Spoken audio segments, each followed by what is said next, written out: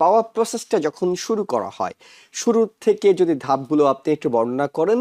In my experience যখনই ওয়াওয়ার interview এর জন্য ডাকে, ওরা ইউজুয়ালি ফোকাস করে অন দ্য ম্যারেজ গুড, মানে bona fide marriage aspect of concurrent filing করতে পারেন। কনকারেন্ট মানে কি, আপনি 360 আর 485টা আপনি একসাথে ফাইল করতে পারেন।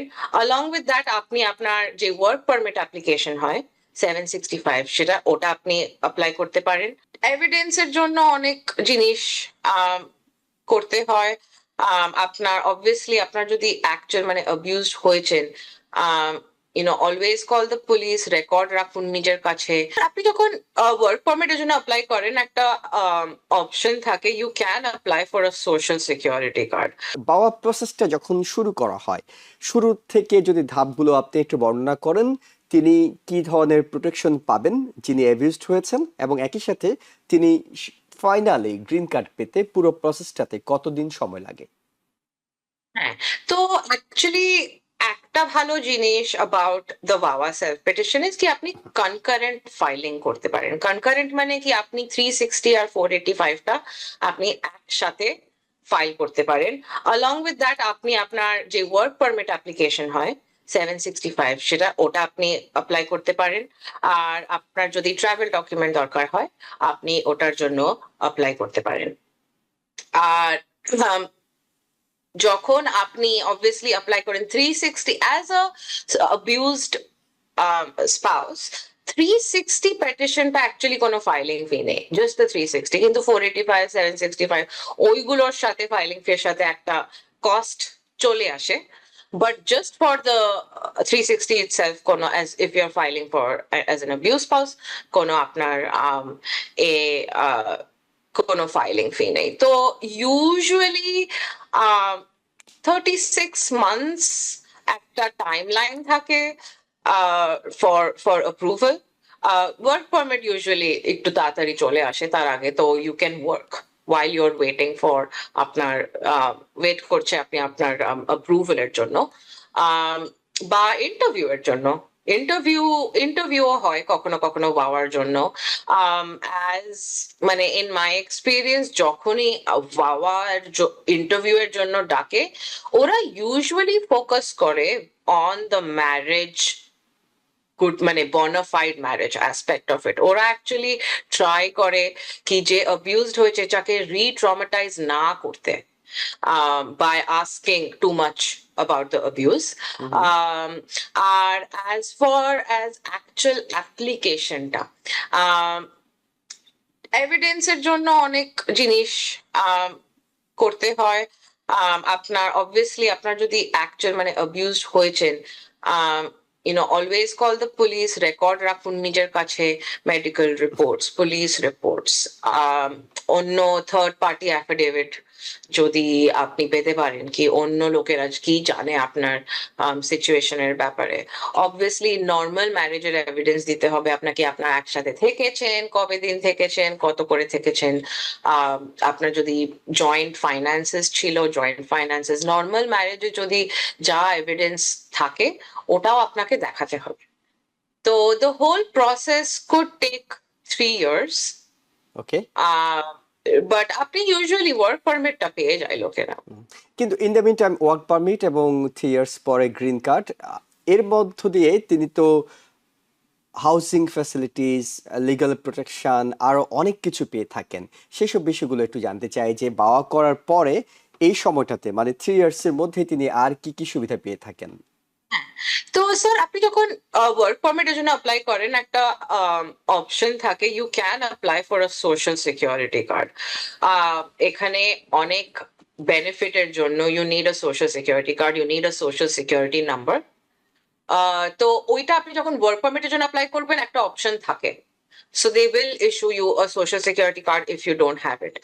Now once you get that social security card, then you can get the benefits that might be available, domestic violence shelters, uh, financial aid for abused spouses, abused children, especially new York, আমাদের new York সিটিতে আর new York স্টেটে অনেক option আছে, but that is actually separate from immigration, ওটা actually family ল সিচুয়েশনে চলে যায়। আপনার যদি ডিভোর্স দরকার, হুম। আপনি ডিভোর্সও করতে পারেন। আহ তো ওই রিসোর্সেস এর জন্য you often need a social security card that you can apply আপনি যখন ওয়ার্ক পারমিটের জন্য অ্যাপ্লাই করছেন।